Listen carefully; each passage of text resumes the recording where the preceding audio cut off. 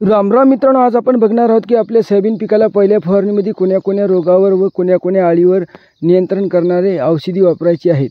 तर मित्रांनो, सर्वप्रथम आपल्या चॅनलला सबस्क्राइब केल्याबद्दल धन्यवाद, केले नसेल तर करून घ्या, धन्यवाद। तर मित्रांनो, हे बघा, सुरुवातीला आपल्या सोयाबीनला 2 पाने लागतात, त्यानंतर 3 आणि नंतर दुसरे काय 3 पाने लागतात। ज्यावेळेस 9 पानावर आपले सोयाबीन होते की नाही, त्यावेळेस आपल्या सोयाबीनला खोड अळी लागायची शक्यता असते मित्रांनो।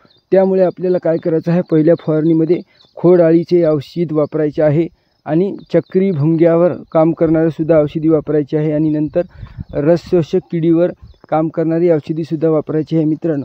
ज्यावेळेस आपण कृषी केंद्रामध्ये जातो औषधी घेण्यासाठी, त्याला या विषयावर त्याच्याशी चर्चा करून या सर्व गोष्टीवर काम करणारी औषधी घ्यायची आहे मित्रांनो। पुन्हा एकदा सांगतो, खोड अळीवर नियंत्रण करणारी औषधी, चक्री भुंग्यावर नियंत्रण करणारी औषधी आणि रस शोषक कीटकावर नियंत्रण करणारी औषधी मित्रांनो। लाईक करा, सबस्क्राइब करा, धन्यवाद, थँक्यू।